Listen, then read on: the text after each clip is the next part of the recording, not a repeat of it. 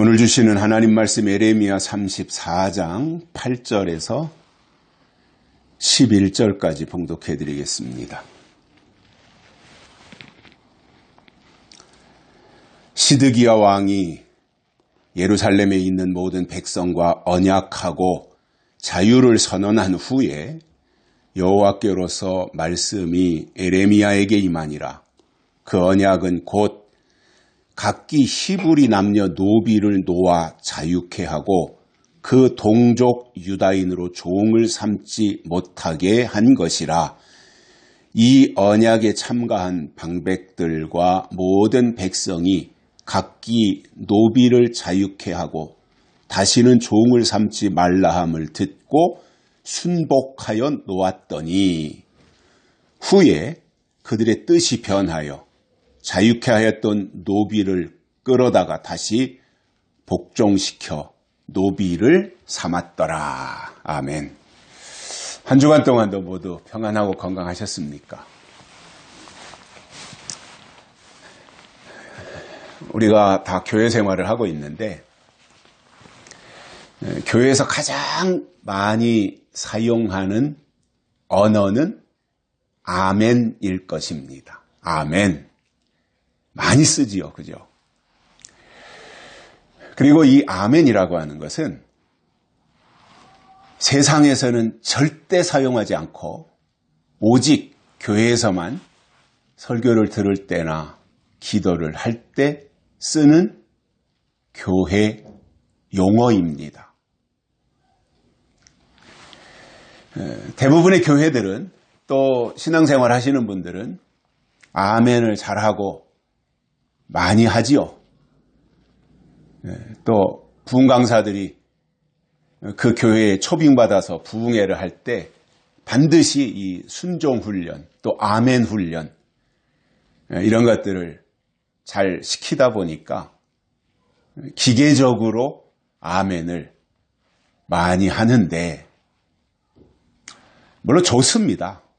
그 현상은 좋은 거라고 봐요. 그러나 아무리 아멘을 입에 달고 산다고 할지라도 하나님의 말씀을 기억하지 못하고 하는 아멘, 또 하나님의 말씀이 배제된 인간의 소리나 간증이나 예화나 이런 것에만 아멘 한다면 그것은 아무 의미가 없는 겁니다. 또 성격상 소리내서 아멘을 절대 못하는 사람들이 있어요. 아무리 20년, 30년 교회 생활을 했어도 타고난 성격상 그냥 입술로 아멘은 하는데 막 극성스럽게 아멘 하고 아무 때나 뭐 아멘 할 때인지 안 할 때인지도 모르고 이렇게 극성 맞게 하지 못하는 분들도 계신데 그러면 아멘을 안 했다고 해서 믿음이 없느냐 하면 그건 아니잖아요. 중요한 것은 그날 주신 하나님의 말씀을 기억하면 아멘을 했던 안 했던 말씀을 기억한 그게 더 중요하다는 거죠.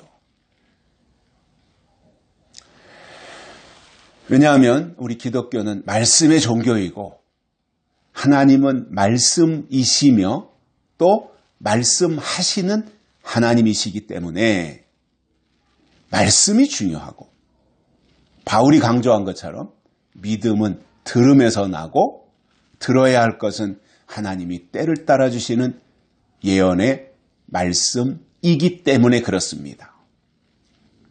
저는 꼭 아멘을 해야 한다면 약속의 말씀에 아멘하는 것이 옳은 것이다.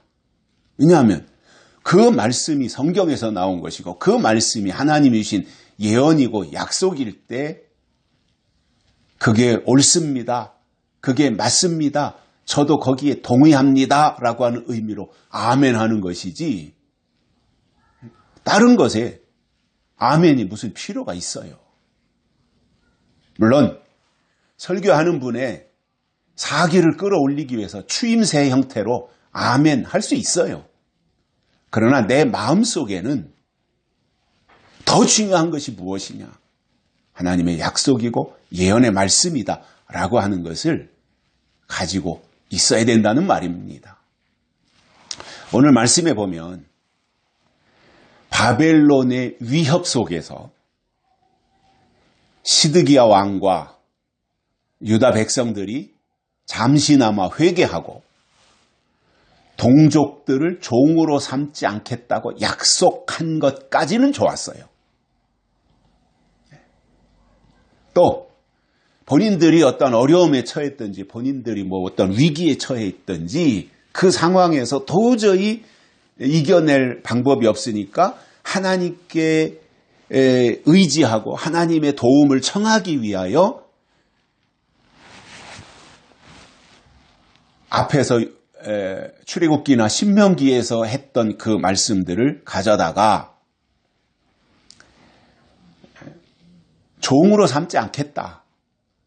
이렇게 약속한 것은 좋지만 그러나 그 약속이 얼마 지나지 않아서 깨뜨리고 다시 풀어줬던 사람들을 데려다가 종으로 삼았다고 하는 내용이 오늘 본문에 나오고 있습니다. 하나님은 그러한 사람들을 향해서 너희가 내 앞에서 언약을 거역했다. 이렇게 책망하시면서 자유를 억압한 말씀을 거역한 죄를 심판하시겠다는 거예요. 오늘은 유다의 마지막 왕 시드기야에게 임한 말씀이 무엇인지 세 가지를 깨닫고 은혜를 받겠습니다. 첫째, 동족 유다인 히브리 민족을 종으로 삼지 말라고 하셨습니다. 어느 날 바벨론이 유다를 공격해서 예루살렘을 겹겹으로 에워쌌었습니다. 유다 백성들은 성 안에 꼼짝없이 갇힌 거예요. 어떻게 그것을 돌파할 수 있는 방법이 없는 거예요. 숫자적으로도 열세이고 그들이 뭐 제대로 전쟁을 준비한 사람들도 아니고 유다인들이. 그러니 성 안에 갇혀있는 신세가 되니까 공포를 느꼈고 그 순간에 시드기야 왕은 백성들에게 한 가지 제안을 했습니다. 우리가 이렇게 어려운 상황에 처해 있는데 하나님의 은혜를 구해야 되지 않겠느냐라고 하는 취지에서 신명기에 있는 말씀을 인용하는 거예요. 신명기 15장 12절 말씀인데 우리가 율법대로 히브리 종들에게 자유를 선포하자 이렇게 말한 거예요. 극도로 어려운 상황에서 나온 제안이잖아요. 그러니까 그것을 마다할 사람들이 누가 있어요. 그래서 유다 사람들의 재산 목록 1호와 같았던 노예들의 결박을 다 풀어주고 이것이 본문 10절에 나오는 유다 백성들 시드기야 왕 비롯해서 그들의 그 순종의 장면으로 나타났어요. 같은 유다인으로서 동족 유다인을 노예로 삼고 차별했다고 하는 것은 그동안 분명히 신명기 출애굽기에서 그런 말씀을 미리 하셨는데도 불구하고 동족 히브리 민족을 유다 백성들을 노예로 삼고 차별했다고 하는 것이 이해가 되지 않지만 그러나 현실이었던 거예요. 그게. 하나님의 형상대로 지으심을 받은 사람은 남녀노소 가릴 것 없이 빈, 부, 귀, 천이 있을 수 없어요. 다만 그 사람이 그 자리에서 그 위치에서 감당해야 될 역할의 차이는 있어요. 역할의 차이는 있지만 그것이 차별이 될 수는 없는 거다 그 말이에요.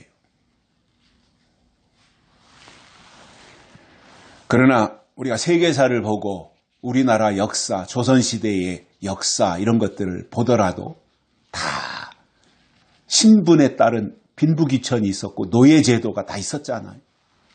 그것이 다 해방되고 척결되고 평등사상으로 돌아간 것은 잘한 일이고 또 그것이 그 기독교가 끼친 영향력 가운데 하나라고 저는 생각을 하거든요. 평등사상이라는 거예요.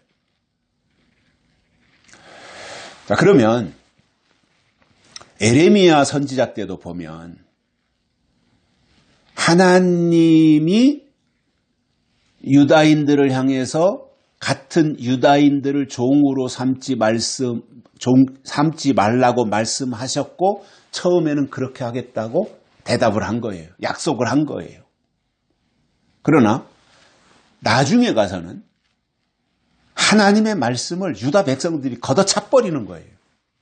우리가 언제 그랬냐는 식으로.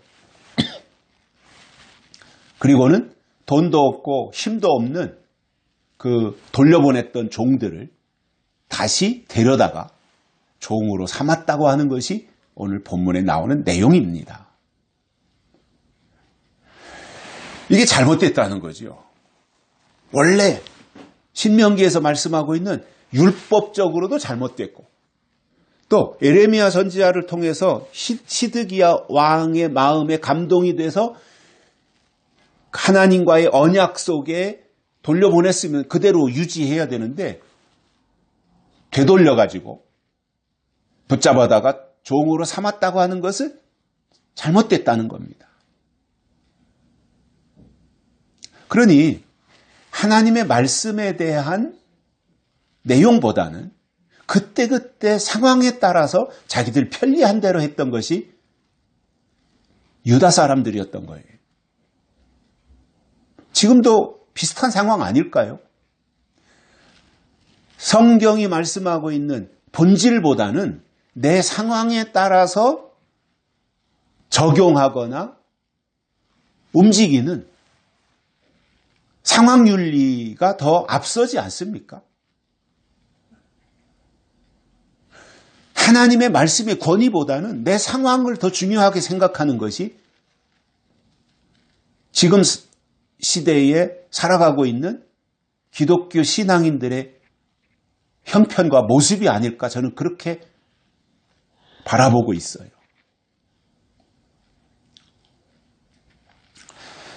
갈라디아서 5장 13절에 보면 형제들아 너희가 자유를 위하여 부르심을 입었으나 자유로 육체의 기회를 삼지 말고 오직 사랑으로 서로 종노릇하라.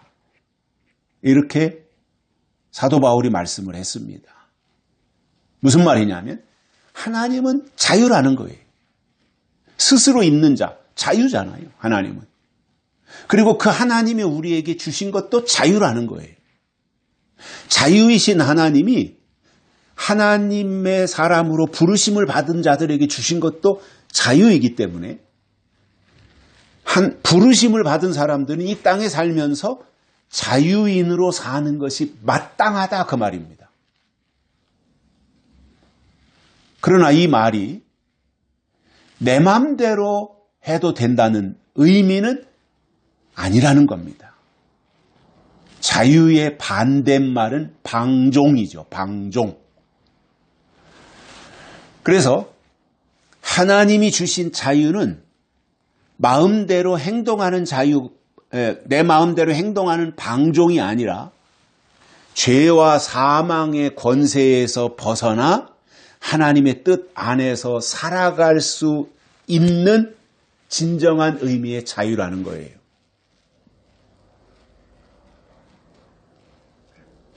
하나님이 주신 법적 테두리 안에서 누릴 수 있는 자유를 말해요.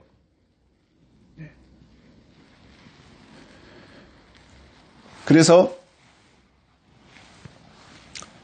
이 진정한 자유는 하나님이 우리에게 주신 자유는 예수 그리스도의 십자가와 부활을 통해서 주어진 은혜의 선물이면서 하나님이 우리에게 요구하시는 법과 질서 안에서 책임과 의무를 다하는 것입니다. 이것이 성경이 말하는 하나님이 우리에게 주신 자유라는 거예요. 그런데 방종은 아무런 절제나 규칙이 없어요. 그에게 주어진 제공된 법이 없어요. 그냥 그때그때 형편에 따라서 자기 마음대로 행동하는 것이 방종이에요. 하나님은 우리에게 방종을 요구하지 않아요. 자유를 요구하시는 거예요. 저는 현실의 이 교회들을 보면서 가끔 그런 생각을 해봅니다. 교회는 하나님의 사람들이 모여서 자유롭게 하나님을 찬양하며 말씀을 공급받고 믿음이 하나님을 닮아가도록 성장해가는 곳입니다. 그런데 겉으로는 교회인데 실제로 교회 내부 안에 들어가 보면 자유도 없이 두려움의 영에 사로잡혀서 저주가 임할까 걱정하며 꼼짝달싹하지 못하고 신앙생활하는 분들이 계신 것을 보면서 안타까운 마음이 들 때가 있습니다. 저게 아닌데 왜 저렇게 신앙생활할까? 물론 그 교회 안에 소속을 두고 그 교회에서 신앙생활하고 그 교회의 멤버가 되었으니 그 교회가 추진하는 일에 동참하는 것은 마땅한 거예요. 당연히 해야 되는 일이에요. 그런데 내 속으로 어떤 사람이 자기 속으로 내가 이렇게 안 하면 잘못될까 봐 두려워서 마지못해 참여하는 것이라면 그것은 하나님하고는 상관이 없는 일이라는 뜻입니다. 하나님이 다시는 종을 삼지 말라 이렇게 하셨으면 삼지 말아야 되고 다시는 종의 멍에를 매지 말라고 하셨으면 매지 말아야 됩니다. 그런데 요즘 어떻습니까? 교회의 직분이 멍해가 되지는 않습니까? 무거운 짐이 되고 있지는 않습니까? 하나님을 겨냥해서 신앙생활을 하기보다는 목사가 마치 신의 대리자인 것처럼 생각이 들고 그렇게 쓸데없는 권위가 부여되어서 권위도 아니지만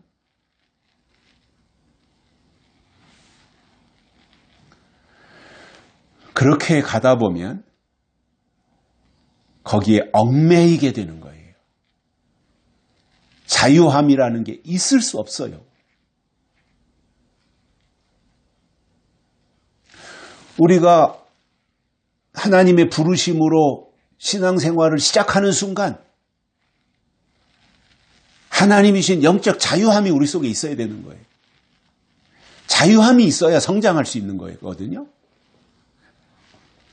억압하는 체제 속에서는 절대 성장할 수 없어요. 그냥 현상 유지하고 눈치나 보고 그때그때 시간 때우기나 하는 거지 자유가 보장되지 않으면 창의나 창조적인 생각은 나올 수가 없어요.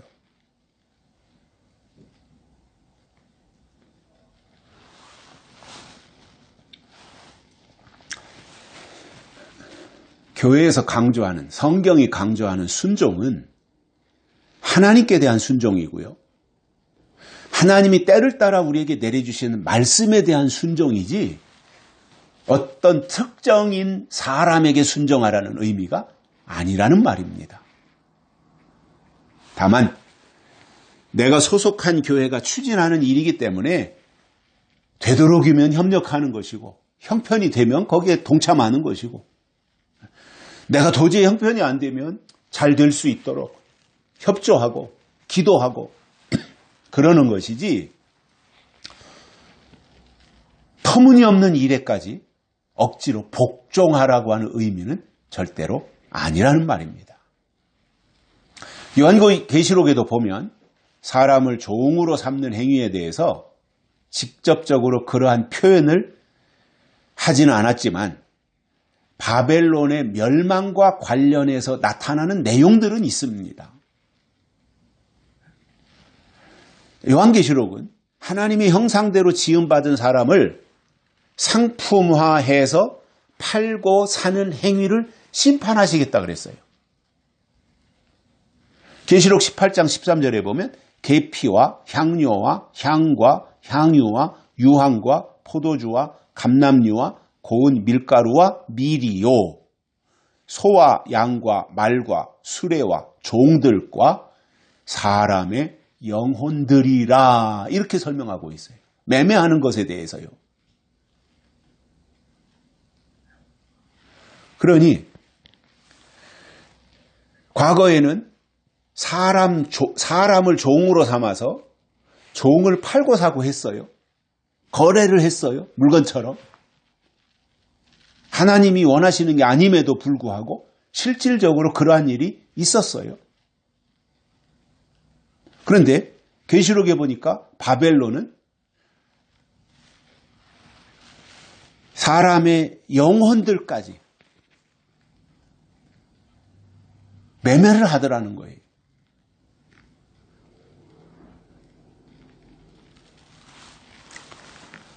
바벨론이 무너질 때 상인들이 울며 통곡하는 장면도 나오는데, 그 이유가 뭐냐면 거래하던 품목들을 쭉 나열한 것인데 그 마지막에 사람들의 영혼까지 이렇게 설명하고 있잖아요. 하나님 앞에서 모든 사람은 평등한데 마지막 때 바벨론은 평등 사상이 무너져요. 아니, 기독교만큼 평등 사상을 강조하는 곳이 어디 있어요? 저도 어려서부터 교회 안에서 익숙하다 보니까 사람들을 만나면 자식벌 되는 사람, 한참 어린 사람들한테도 존댓말 하는 것이 그렇게 몸에 배어 있더라고요. 제가 보니까. 나이가 어려도 왜 이렇게 존댓말 하는 게 편해지는 거예요. 근데 교회가 그렇잖아요. 교회 안에서는 뭐 세상처럼 형님, 아우 그러면서 반말하고 욕하면서 이런 게 아니잖아요. 교회 공동체라고 하는 것은 다 서로 존중하는 거잖아요. 왜냐하면 똑같이 다 하나님의 형상이기 때문에. 나이가 많이 지극한 70 넘은 장로님, 권사님들도 자기 손잡벌 되는 이제 20 간 넘은 사람들이 교회 와도 다 존중해주고 존댓말하고, 이것이 우리 교회 공동체잖아요. 이게 평등 사상이잖아요. 교회는 서열을 따지는 곳이 아니잖아요. 교회는 높음과 낮음을 가지고 평가하는 곳이 아니잖아요. 다 똑같이 수평 관계잖아요. 평등 사상이라고 하는 게. 그런데 마지막 때 바벨론은 그렇지 않다는 설명이고, 그들에게는 하나님의 심판이 있다는 것입니다. 요한계시록 전체를 관통하는 핵심 개념 중 하나는 영적으로 성숙해서 하나님의 뜻을 깨달은 그리스도인들은 더 이상 사람의 종이 아니라 하나님의 종이다, 이렇게 말씀해주고 있어요. 그래서 하나님이 예비하신 새하늘과 새 땅에서는 사람이 사람을 지배하는 구조는 사라지고 오직 하나님만 섬기면서 왕노릇하게 될 것이다, 이렇게 기록해주고 있는 겁니다. 그 마지막에 가장 하나님의 뜻을 방해해 놓는 것이 바벨론인 거예요. 에레미야 때 바벨론은 유다 백성들, 히브리 민족들을 잡아다가 육체의 종으로 삼았지만, 마지막 바벨론은 영혼들까지 매매하는 종으로 삼는다라는 겁니다. 두 번째로는 순복하여 노예를 놓아주었습니다.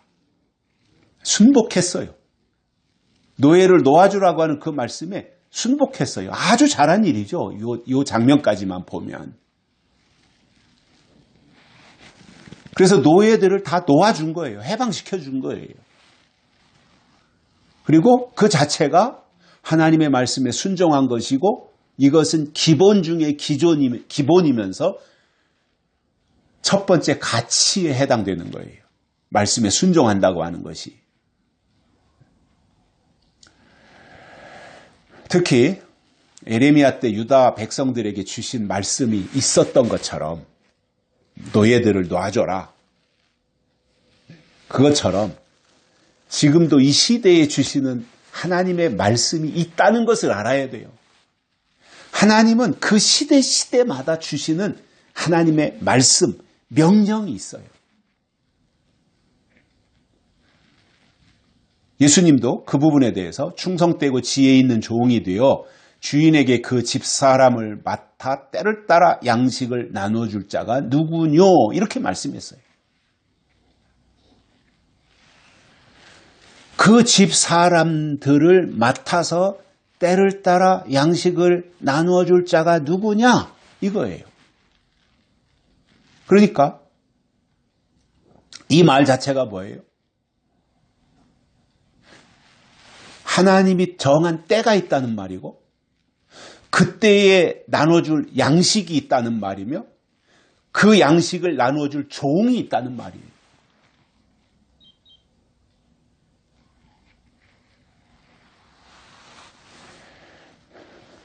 교회가 말하는 순종이나 순복은 하나님이 주시는 말씀에 대한 것입니다. 특히 때를 따라 그때 그 시대를 살고 있는 그 사람들에게 하나님이 주시는 말씀이 있어야 되고 그것에 대한 순종이 뒷받침이 돼야 된다는 말입니다.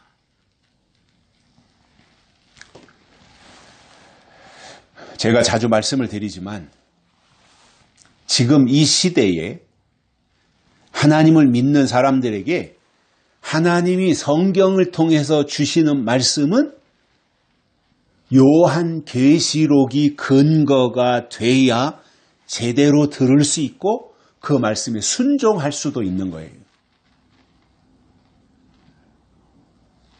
그때 주신 말씀이 무언지 알고 순종해야 진짜 하나님께 순종하는 것인데 그때 주신 말씀을 알아야 되잖아요. 저는 2026년도를 살고 있는 우리들이 반드시 들어야 되고 깨달아야 될 말씀은 계시록이다. 저는 그렇게 확신해요. 계시록만 있으면 된다. 그 뜻은 아니에요. 창세기부터 요한계시록까지 다 있어야 되지만 비중은 계시록에 두고 가야 된다라는 의미예요. 그래서 계시록의 눈으로 창세기도 보고 창세기를 보면서 계시록하고 연결도 되고 계시록의 눈으로 말라기도 보고 그 말라기를 보면서 계시록의 예언과 연결되고 이렇게 가야 된다고 저는 보거든요. 그게 하나님이 원하시는 이 시대 우리가 순종해야 될 그 모습이라고 저는 보고 있습니다. 만약에 요한계시록에 대해서 아무것도 모른다면 때가 무엇인지 법이 무엇인지 알 수 없고 들어야 될 말씀이 무엇인지 모르기 때문에 순종도 할 수 없게 돼요. 그냥 누가 교회에서 목사님이 말했으니까 예 순종하겠습니다. 장로님이 말씀하셨으니까 예 순종하겠습니다. 구역장이 말씀했으니까 예 순종하겠습니다. 그것이 하나의 어떤 질서를 위해서 필요한 부분인 것은 맞지만 진정한 의미의 순종은 그것을 뛰어넘어서 그때 주시는 하나님의 말씀에 대한 순종이 같이 가야 되는 거예요. 저는 교회 질서를 무시해도 된다는 말을 하려는 게 아니에요.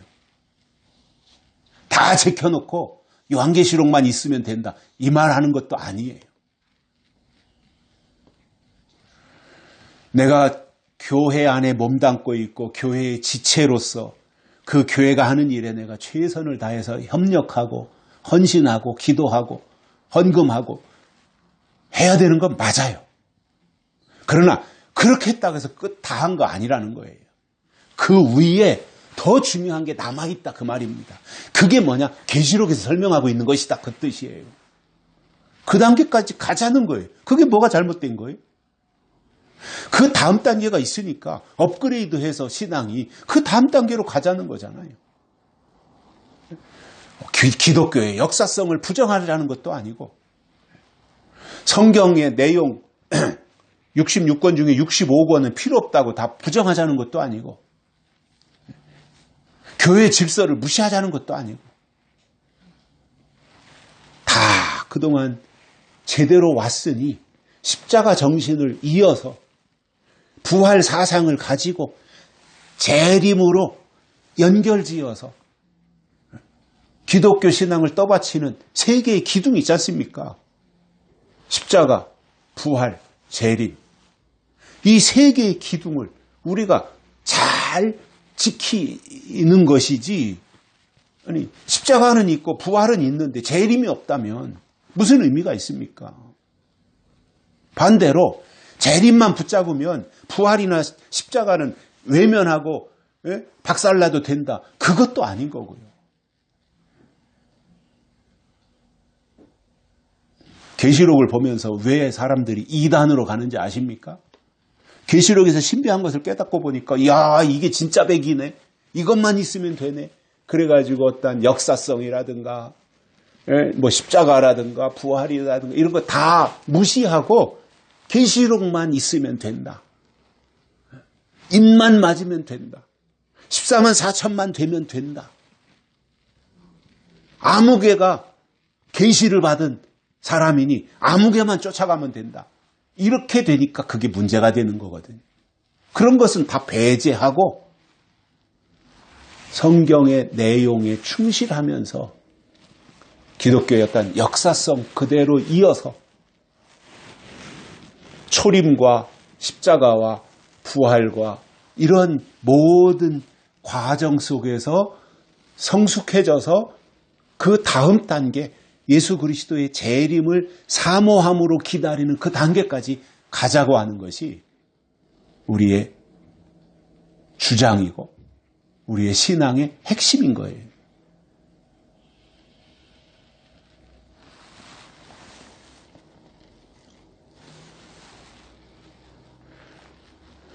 여러분, 지금 율법을 잘 지키고 할례를 받으면 못합니까?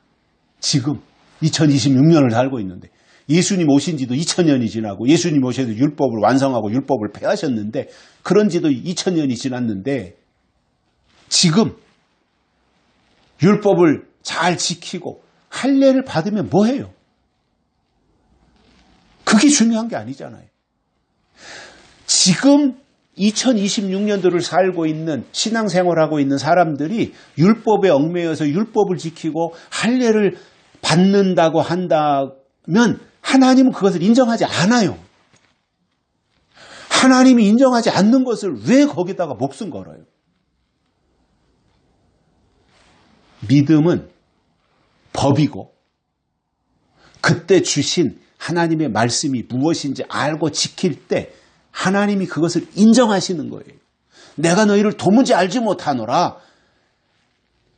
이렇게 되면 그동안 했던 그 많은 수고가 무슨 의미가 있어요? 하나님이 그때 주신 말씀이 없으면 의미도 없고 소용도 없다는 뜻입니다. 요한계시록은 하나님이 하실 일이 무엇인지를 기록한 말씀인데 인을 떼시고 인을 치시며 환난을 거친 이후에 예수님이 재림하셔서 심판이 있고 천년왕국에 들어간다고 하는 내용을 설명하신 것이 계시록이에요. 그런데 계시록에 대해서 아무런 관심도 없고 기본적인 내용조차 모른다면 어떻게 되겠습니까? 십자가는 아는데 재림을 몰라요. 어린아이죠. 율법은 아는데 구약은 아는데 예수님을 몰랐던 바리새인들하고 똑같이 되는 거 아니에요? 그 수준이 어린아이 수준인데 그런 상태로 인을 뗀다는 것이 무엇인지 인을 친다고 하는 것이 무엇인지 알 수도 없고 환난이 교회 환란으로 다가오는데 모르고 있으니 이겨낼 수 있겠습니까? 예수님의 재림도 마찬가지입니다. 어떻게 오시는지, 오신 이후에 하시는 일이 무엇인지 모르고 있으면 예수님이 지금 당장 오셔도 맞이할 수 없는 거예요. 디도서 1장 16절에 보면 저희가 하나님을 시인하나 행위로는 부인하니 가증한 자요 복종치 아니하는 자요 모든 선한 일을 버리는 자니라 이렇게 말씀했습니다. 말로는 예수님을 믿고 말로는 교회를 다니고 말로는 교회에서 직분을 가지고 있고 말로는 예수님이 다시 오신다고 하는데 그에 걸맞는 준비나 대비가 없다면 그것은 부인하는 것이고 불순종하는 것이라는 말입니다. 저는 한국 교회가 잘 됐으면 좋겠어요. 그리고 한국 교회가 영적인 것을 가장 중요하게 생각하면서 하나님 중심으로 갔으면 좋겠어요. 그러나 다른 한편으로 현실을 보면 교회 안에 영적인 것에 대한 비중은 점점 줄어들고 유기되어 가고 있다는 겁니다.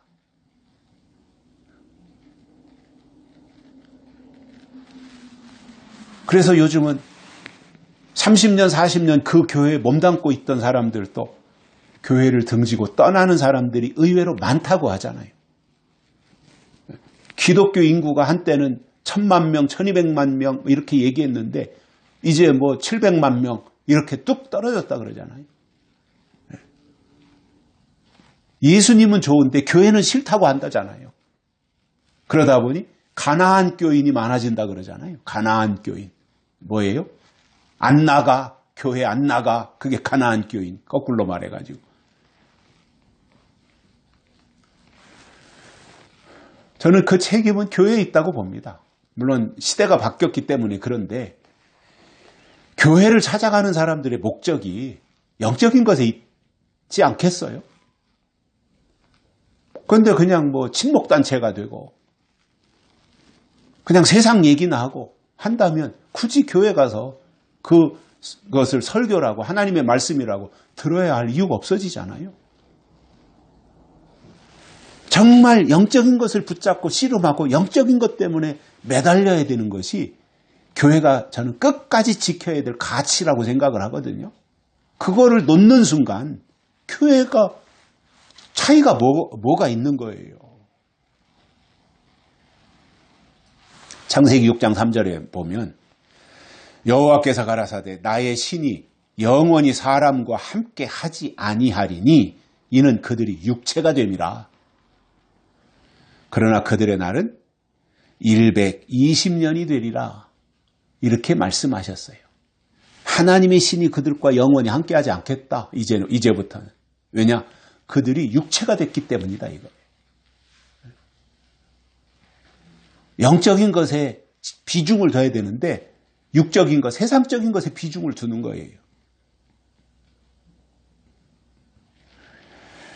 사람은 하나님의 뜻을 떠나 육체적인 욕망을 쫓아가게 되고 하나님은 더 이상 죄악된 인간과 함께하지 않겠다는 선언을 하신 거예요. 그래서 노아의 홍수가 일어나게 되는 거죠. 심판이.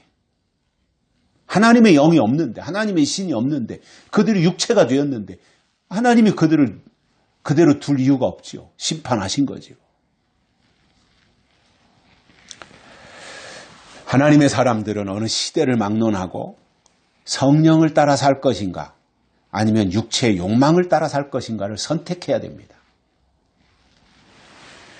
우리가 교회를 통해서 신앙생활을 하는 가장 중요한 이유는 육체대로 살지 아니하고 성령을 따라 살면서 하나님의 사람으로 새로 지으심을 받아서 하나님 보실 때 합당한 자리까지 성장하기 위해서입니다. 그런데 요즘 신앙인들에게 그러한 고민의 흔적들이 있습니까? 그냥 너무나 쉽게 교회 다니면 다 하나님의 자녀고 예배 참석하면 다 구원받고 11조 하면 다 하나님이 축복하시고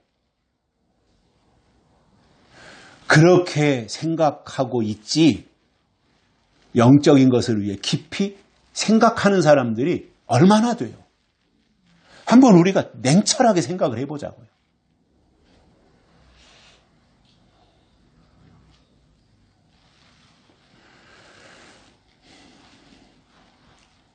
교회가 본질을 잃어버리면 세상과 똑같아지는 것이고요.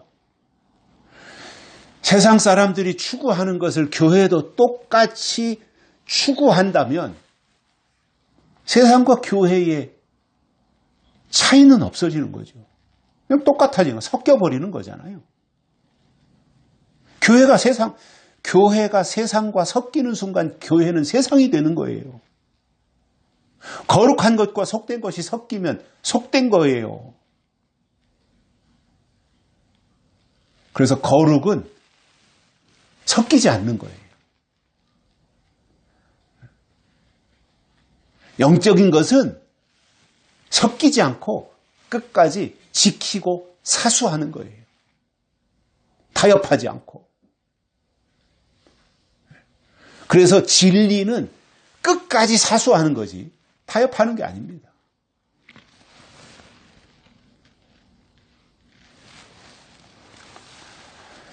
그런데 세상과 똑같아지니까 문제가 되는 거예요. 그러면 요한계시록에서 순종은 믿음의 증거이고 끝까지 주님을 따르는 자들에게 약속한 영원한 생명이며 새하늘과 새 땅의 축복으로 이어지도록 설명하고 있습니다. 계시록 1장 3절에 보면 이 예언의 말씀을 읽는 자와 듣는 자들과 그 가운데 기록한 것을 지키는 자들이 복이 있나니 이렇게 선언합니다. 그래서 계시록에서 요구하는 순종은 이 예언의 말씀에 있어요. 이 예언의 말씀을 읽고 듣고 지키는 자에게 하나님이 주실 계시록의 복이 임한다는 거예요. 그게 전제예요, 전제. 이 예언의 말씀.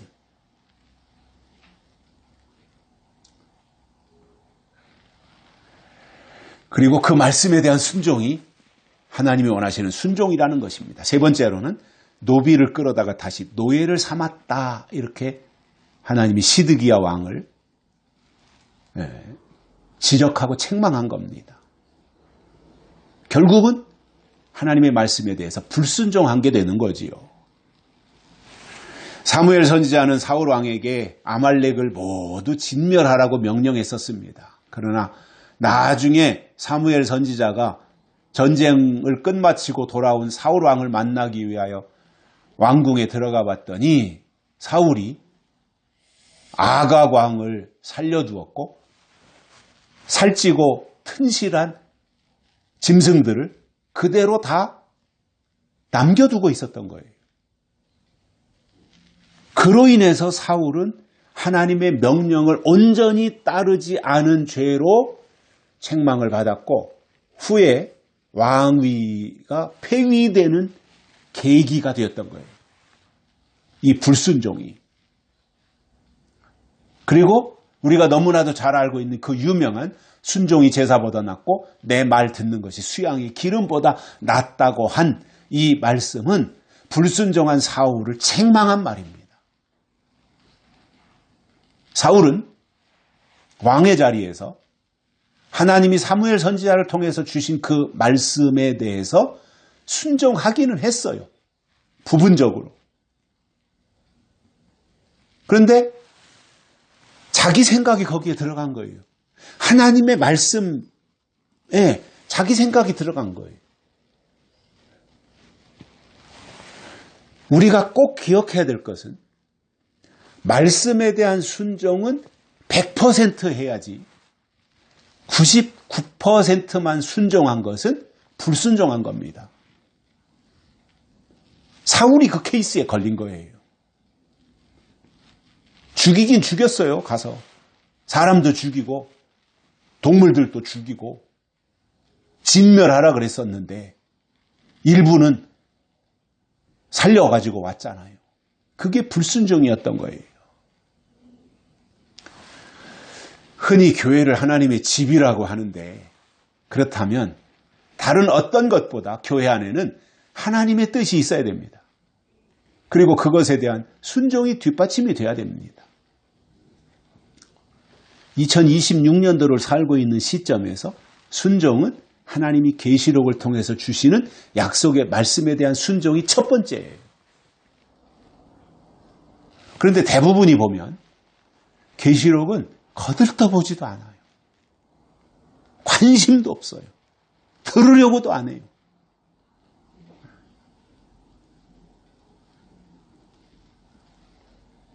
그리고는 때가 한참 지나간 것들만 붙잡고 있다 보면 제2의 바리새인이 되고 마는 겁니다. 다시 강조하지만 계시록은 이 시대에 예수님을 믿고 하나님께로 가야 할 영혼들이 꼭 읽고 듣고 지켜야 할 예언의 말씀입니다. 우리가 성경을 보면서 깨닫는 것은 구약에서 히브리 민족은 할례를 받아야 해요. 그것을 통해서 아브라함의 후손인 것을 증명하고 하나님의 혈통이 됐던 거예요. 신약에서 교회는 세례를 받아야 하고 그것을 통해서 하나님의 구원에 들어갈 수 있었어요. 계시록에서는 하나님의 사람들은 인치심을 받아야 되고 그는 거짓 선지자를 이기고 천연왕국에 들어가게 되어 있어요. 그래서 그때마다 하나님이 주시는 말씀이 있어야 그 말씀에 대한 순종도 있는 것이지 그때 주신 말씀이 없으면 무엇에 순종하는 거예요? 어디에 순종하는 거예요? 말이 안 되는 거거든요. 우리나라 남자들은 뭐 21살, 22살, 뭐 23살 요 나이가 되면 군대에 갑니다. 국방의 의무를 다해야 되기 때문에 군대에 가요. 저는 22살 79년도 4월 3일 날 저는 군대를 갔는데 처음 훈련소에 입소하면 제식 훈련부터 시켜요. 우양, 우, 좌양, 좌, 뒤로 돌아. 이것을 반복해서 시키는데 처음에는 엉성하지요. 저희들 세대는 고등학교 때 다 교련을 했는데도 불구하고 고등학교 졸업하고 직장 생활하다가 이제 군대 온 사람들은 제대로 그런 것들을 다 잊어버렸을 거고 무뎌졌으니까 잘 못해요. 고문관들도 항상 있고요. 그 엉성하죠. 처음에는.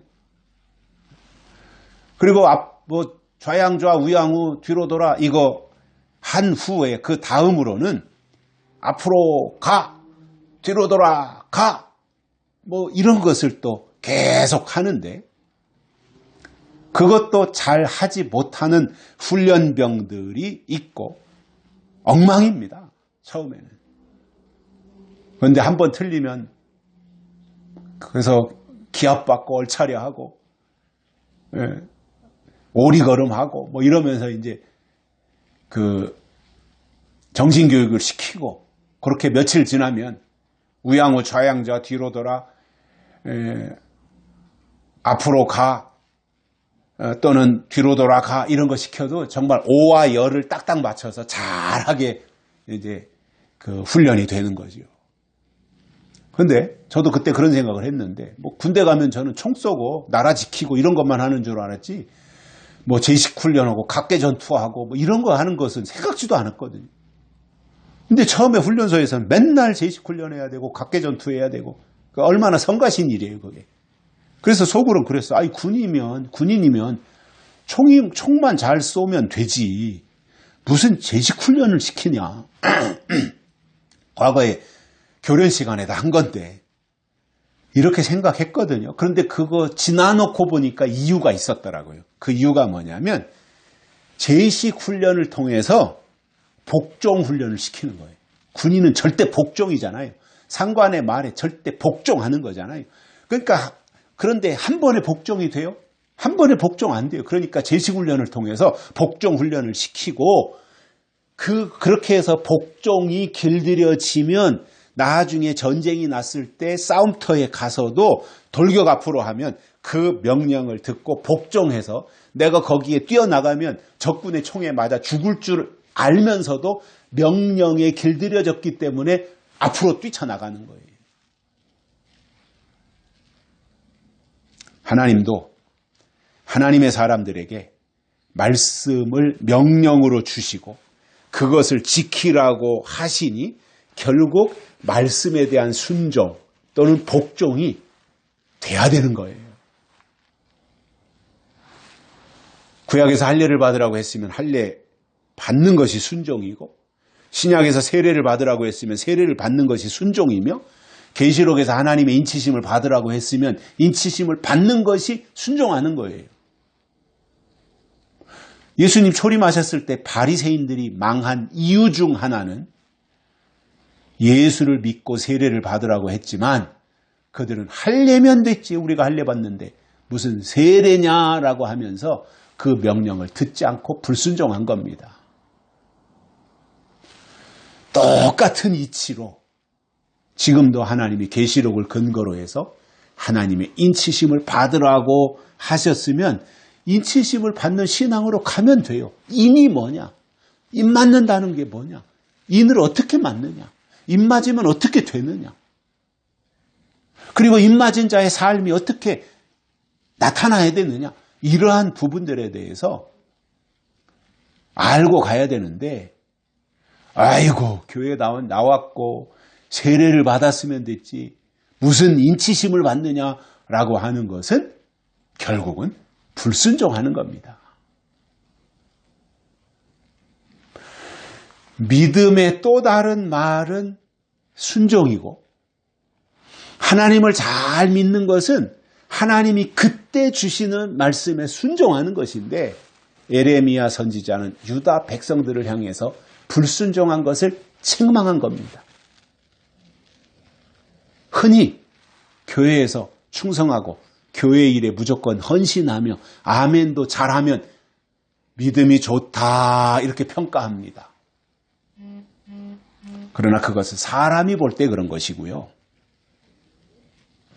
하나님이 보실 때는 그때 주시는 예언의 말씀에 순종하는 것을 하나님은 믿음으로 여기신다는 거예요. 시드기야 왕은 위기를 만났을 때는 허둥지둥하면서 하나님의 말씀대로 노예를 돌려보내겠다, 해방시키겠다고 해놓고는 금세 변심해가지고 돌려보낸 노예를 다시 데리고 왔습니다. 이것은 하나님을 향해서 정면으로 불순종한 것이고 언약을 깨뜨린 행위였습니다. 결론으로 하나님은 그때 주시는 약속의 말씀을 지키기를 요구하시고 그 여부에 따라서 순종과 불순종이 결정되는 거예요. 하나님이 가장 중요하게 보시는 것은 열심 이전에 그때 주신 약속의 말씀을 읽고 듣고 지키는 것입니다. 그걸 하나님이 가장 먼저 보신다는 거예요. 그리고 그 말씀에 그 명령에 순종하고 따르느냐 불순종하느냐 이것을 평가하신다는 이야기입니다. 그렇다면 우리들은 다른 무엇보다도 하나님이 계시록을 통해서 주신 약속의 말씀을 가장 소중하게 여기고 그 말씀에 100% 순종하는 믿음의 사람들이 되시기를 간절히 소망합니다. 기도하시겠습니다. 살아계신 하나님 아버지 감사합니다. 오늘 또 우리를 불러주시고 말씀을 듣게 해주셔서 감사를 드립니다. 오늘 주신 말씀 우리 마음에 새기고 시드기야처럼 순종과 불순종을 왔다 갔다 하지 아니하고 순종하기로 마음을 먹고 작정을 했으면 끝까지 말씀 중심으로 하나님이 주신 예언의 말씀에 순종하며 살아가는 저희들 되게 해 주옵소서. 다시 오실 예수님의 이름으로 간절히 기도드리옵나이다. 아멘. 찬송가 276장 부르시면서 헌금 드리시겠습니다. 276장, 새 찬송가는 510장입니다.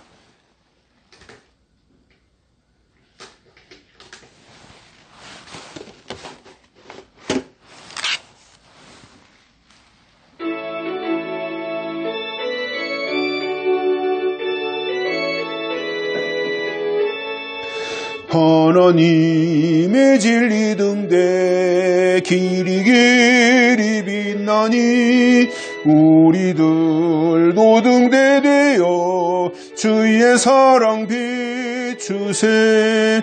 우리 작은 불을 켜서 험한 바다 비추세. 물에 빠져 헤매느니 건져내어 살리세. 죄의 밤은 깊어가고 성난 물결 설렌다. 어디 불빛 없는 가고 찾는 물이 많구나.